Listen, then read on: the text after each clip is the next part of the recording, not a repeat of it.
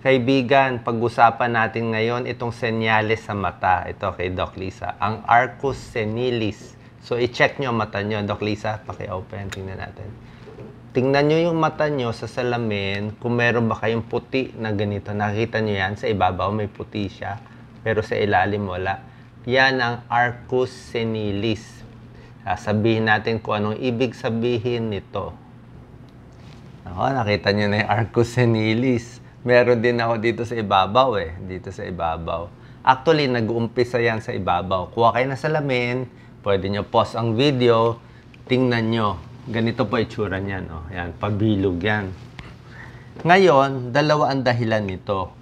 Pwede nagkakaedad, lalo na above 50 years old, or pwede dahil mataas ang kolesterol. Tingnan natin Alam nyo, bilang doktor, marami tayong natututunan para maaga natin malaman yung sakit o kung normal lang ito. Ito yung arcus senilis, yung kulay puti. Tapos kung makikita mo, Doc Lisa, yan, focus natin. Mas malinaw ito, mas clear ang border sa labas. Tapos yung border sa loob, mas malabo konti. Tapos merong clear area dito, may lucid interval. Ganyan na. Nag-umpisa sa ibabaw, sa ibaba, tapos bibilog siya. Yan.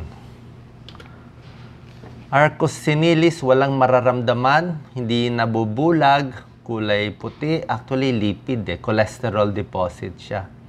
Anong edad natin makikita to? Nakikita to kadalasan between 40 to 60 years old. Pero kadalasan, ako napansin ko mga about 50. 50 to 60 years old, 60% merong arcus senilis, itong kulay puti. Pag 80 years old, halos lahat merong arcus senilis. Paano kung wala pa kayong 40 years old or 41, 42 years old?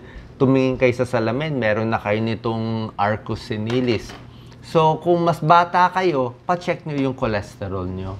Kasi kung mas mataas ang cholesterol, mas maaga nagkakaroon nito. Like si Doc Lisa, 290 ang cholesterol early 50s siya So, baka yun din ang dahilan. Bakit nakita nyo, medyo makapal yung arcus senilis ni Doc Lisa. So, pag tumatanda tayo, minsan daw, yung blood vessel mas open, kaya mas pumapasok ang cholesterol sa cornea. Yun ang explanation nila. Mas madalas sa lalaki kaysa sa babae, pero sa babae, meron din Ganito itsura ng arcus senilis. Iba't iba. Meron sa ibabaw muna, meron ganyan lang manipis, merong sa ibabaw lang, merong light lang, light lang siya. Merong mas madiin, lalo na siguro kung mas mataas ang cholesterol. Meron din pang bata, less than 40 years old. Tulad na sinasabi ko sa inyo, pag kahit less than 40, check nyo maigi. Ako dati wala napansin ko lang unti-unti Kung less than 40, posible na mataas ang cholesterol. Kaya napapaaga itong pagkakaroon ng arcus senilis. Ito ang normal. Yan, Doc Lisa. Pakita mo, para makita nila normal. Yan, wala, maganda, ang linis. Pero, nakita nyo to, minsan nag-uumpisa bahagya lang, pakonti lang, sa ilalim. Yan, lalo na kung very high ang cholesterol. Pero kung may edad, baka sa edad lang. So, kung less than 40 years old kayo, may arcus senilis, check yung cholesterol, triglyceride, pwede mag-diet, bawas sa saturated fat, ituturo ko sa inyo kung paano gagawin.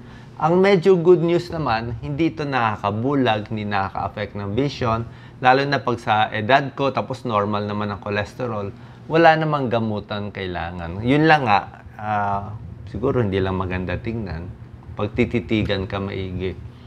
Tapos, bukod sa arcus senilis, na kung mataas ang cholesterol sa kabataan, meron din, naturo ko na dati, santelasma. Ito po, pakita niyo, Doc Lisa. So, yung cholesterol, hindi lang doon sa loob ng mata, dito sa labas, tumutubo, parang taba siya. Ito, mahirap gamutin sa dermatologist, tinatanggal to, or tatapalan na lang ng makeup, pwede rin. Ito yung pinag-uusapan natin, santelasma. So, ang tips natin, lalo na kung mataas ang cholesterol ninyo, less than 40 years old, may arcus na, ito yung lumalabas na yung cholesterol dito. Exercise, napakahalaga. Pagkain, high fiber, oatmeal, nakakababa ng cholesterol. Konting mantika lang bawas. Itong mga prutas, napakaganda mga juice. Beans, mababa sa cholesterol. Ito yung mga prutas. Ito po, focus natin, Doc Lisa. High fiber kailangan, pampababa ng cholesterol. Exercise. Avocado pwede. Tigil sa paninigarilyo. Ayan. Tapos, ano yung mga bawal sa cholesterol at triglyceride? Alam niyo naman, alak, bawal. Saturated fat, cakes, ito, cookies, ice cream, paborito natin, french fries, hamburger, ito, donut, pizza, pwede naman pizza pero wag na masyadong mamantika. So, konting bawas dito. Last tip, ito Arcus senilis. Pero meron ding puti na cataract. Ayan o, cataract siya. Iba yan. Cataract yan, kailangan cataract operation. Pag nagkakaedad, about 50, 60, nagkaka-cataract din. Pero hindi lahat umaabot ng ganito katindi. So, sana po nakatulong tong video. Check nyo lang, check nyo yung cholesterol nyo para at least maingat tayo sa ating katawan. God bless.